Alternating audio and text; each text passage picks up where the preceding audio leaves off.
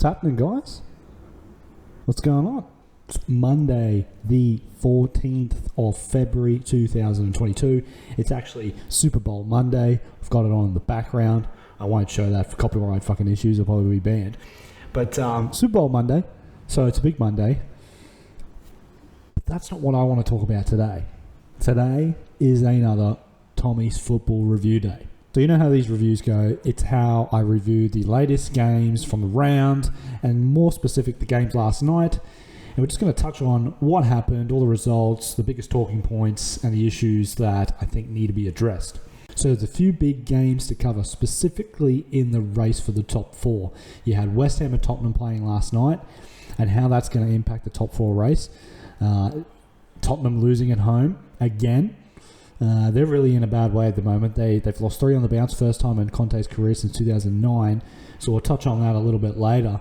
But West Ham's result 2-2, a little bit of an issue there. So we're just going to go through all of them, Liverpool's game, Newcastle's game, and we'll just dissect everything from this round. So the first game I want to start with is the Leicester-West Ham 2-2. The game was very balanced, very down the middle. I don't think either team deserved to win it. I don't think either team with a clear standout. Very, very even stats if you see here. 56 possession for Leicester, about 44 for West Ham. So Leicester just snagged it. Leicester had 13 shots, West Ham 8. So it's kind of fairly even. No one really did anything to stand out and grab the game by the scruff of the neck. But this result doesn't help either team. A 2-2 draw doesn't really push West Ham into the 4th spot, really give them a grip on the top 4. They still got the eyes over the shoulder. They're still looking behind their back because you've got the likes of Arsenal, Man United, Tottenham still behind them with games in hand. So West Ham aren't really creating a gap at the moment, but they're just doing enough to stay in front. So if you look at the table right now, it's quite alarming because West Ham are in 4th spot, but they've played 3 games more than the likes of Tottenham and the likes of Arsenal. Play 3 games more.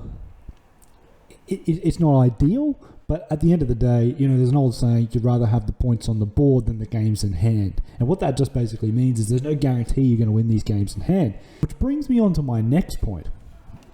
Tottenham losing again at home to Wolves 2-0, and Wolves comprehensively beat them too. It wasn't even close. Tottenham were dreadful. There are some real issues with Tottenham. Antonio Conte's got a bigger job than I think he even imagined. He did mention it 3 weeks in when he first joined.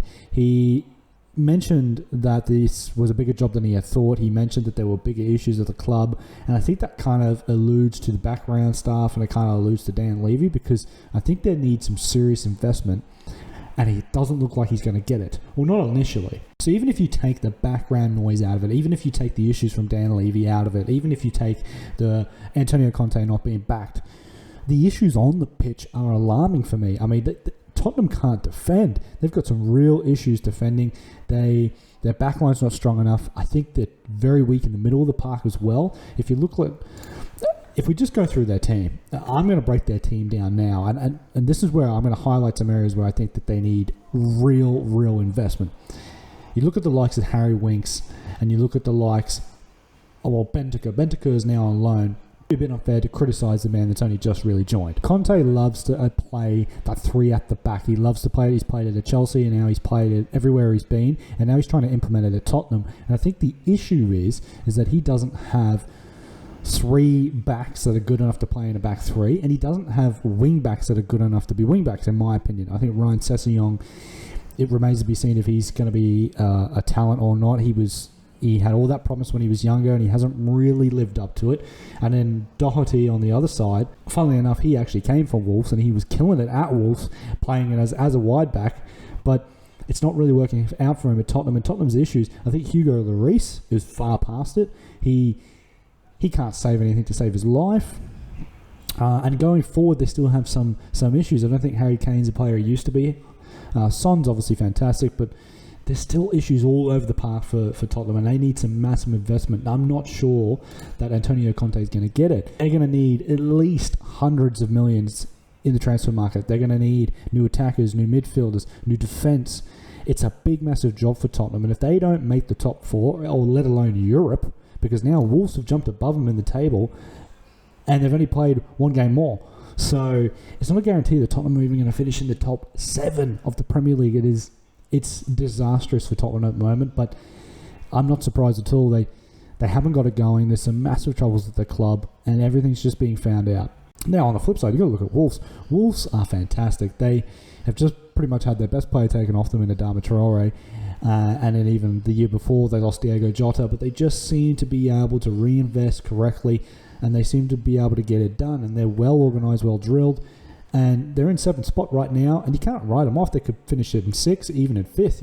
You don't know. You can't write them off. So the top 4 race is really heating up. It's hard to predict where it's going to go, guys. Leave your comments down below on what you think of this, because I don't know where it's going. I don't know if Man United are going to get there. I don't know if West Ham are going to get there. I don't know if Arsenal are going to get there, or Tottenham. It's an interesting one to try to predict, because if you really want to look at it on face value, nobody's really taking the opportunity to make 4th spot their own. You look at the likes of Arsenal, they seem to stumble. You look at the likes of West Ham, they seem to stumble. Man United, we know their issues. So it's an open top 4 race. I have no idea who's going to get it. Let me know what you guys think down below. Comment if you think it's going to be West Ham, Man United, whoever. It's interesting at the moment. I'm not quite sure.